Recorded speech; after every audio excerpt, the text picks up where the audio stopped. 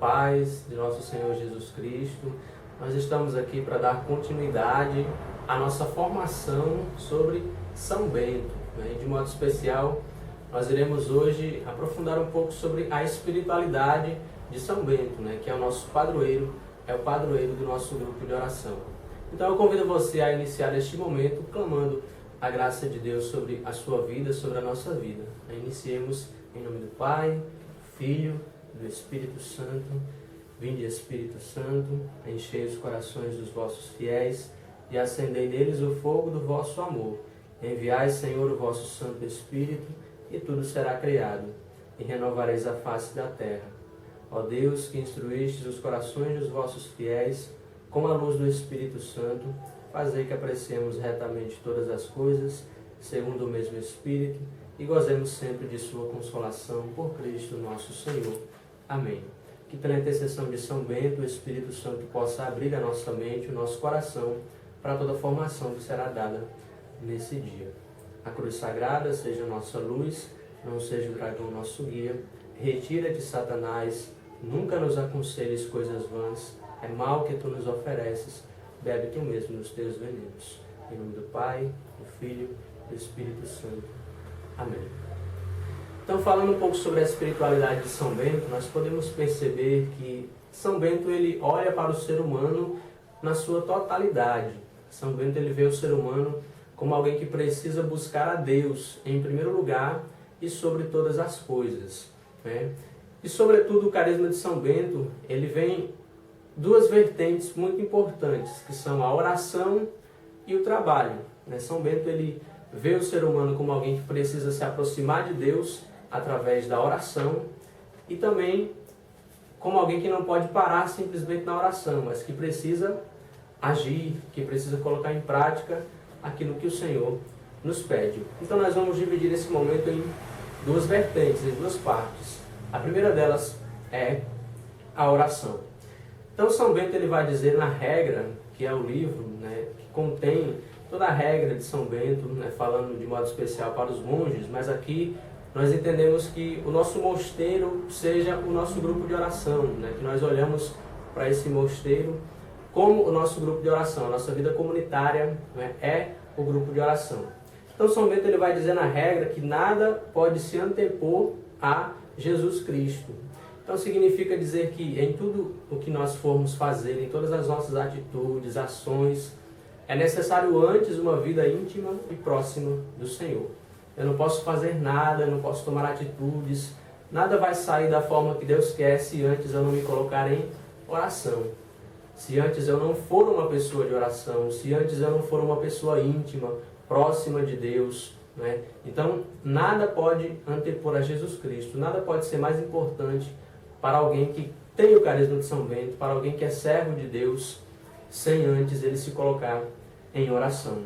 Então, São Bento ele vai dizer que é importante a liturgia, ele olha com muito zelo pela liturgia, né? De modo especial falando da Eucaristia, né? A pessoa que carrega o carisma de São Bento é alguém que ama Jesus Eucarístico, é alguém que é apaixonado pelo Senhor, é alguém que busca uma intimidade profunda com Jesus, né, e que de fato adoram em espírito e em verdade.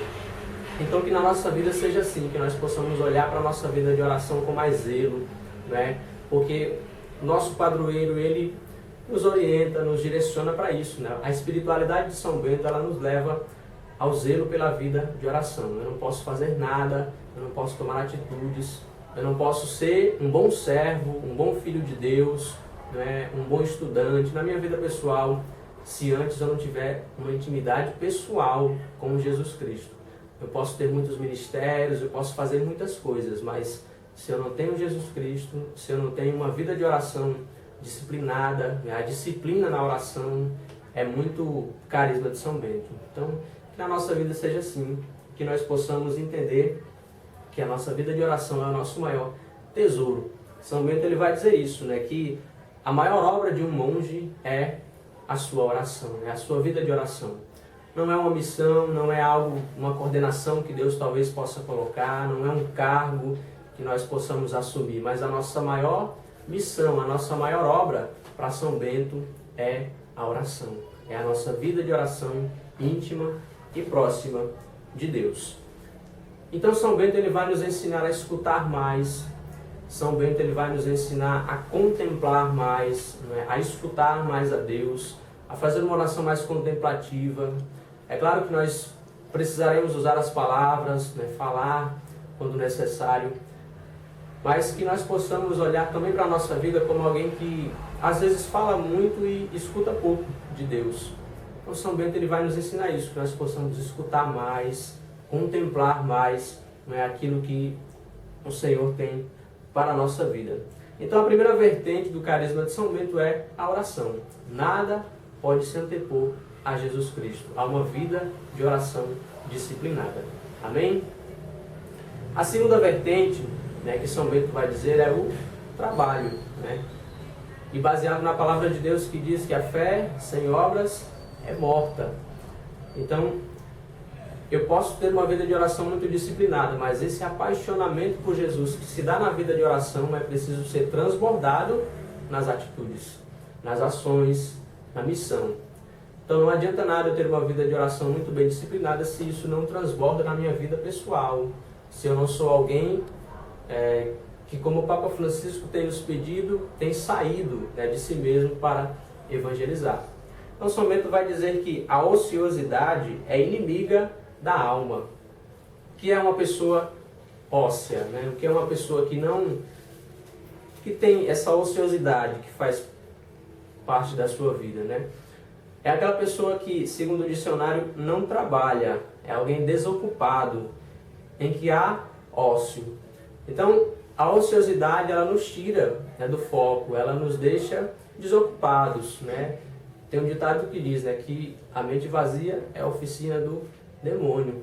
Então, para São Bento isso é verdade, né? A partir do momento que eu não tenho nada para fazer, em que eu continuo nessa ociosidade, eu vou permitindo com que o desânimo, o abatimento, ele tome conta da minha vida e eu fique em mim mesmo. Então São Bento vai dizer isso, né? Que eu não posso ser uma pessoa com ociosidade, eu tenho que sair de mim mesmo. E isso se resume em ações, missão, em sair da nossa vida e evangelizar. Então, as duas vertentes assim muito importantes do carisma de São Bento são essas: a oração e o trabalho, né? Nada pode se antepor a Jesus Cristo. Eu preciso ter uma intimidade pessoal com Ele e eu preciso sair de mim mesmo e evangelizar. Então eu quero resumir, na verdade, essa parte da espiritualidade de São Bento numa frase muito interessante, que ao estudar sobre o carisma eu percebi, que diz assim, que o combate espiritual por viver a obediência do plano de Deus. Que o carisma de São Bento é um combate espiritual por viver a obediência ao plano de Deus. Ou seja, alguém que tem São Bento como padroeiro, alguém que olha para a vida de São Bento como exemplo, tem que buscar a cada dia combater espiritualmente para viver o plano de Deus na sua vida, né? Na sua vida de oração, numa vida de renúncia, numa vida de escuta a Deus e numa vida de trabalho, né? Então louvado seja Deus pela nossa vida, louvado seja Deus por São Bento e por todos os ensinamentos que Ele nos dá. Que essa espiritualidade possa enraizar-se no nosso coração e na vida do nosso grupo de oração, né? Que você possa também nesse momento fechar os seus olhos, né, e louvar a Deus, né, por a graça de fazer parte de um grupo de oração que tem São Bento como seu padroeiro. E que Ele possa nos ensinar a cada vez mais ser parecidos com Ele e próximos de Deus através da oração e do trabalho. Que a cruz sagrada seja a nossa luz, não seja o dragão nosso guia. Retira-te, Satanás, nunca nos aconselhes coisas vãs, é mal que tu nos ofereces, e bebe tu mesmo dos teus venenos. Em nome do Pai, do Filho e do Espírito Santo. Amém. Deus abençoe a sua vida.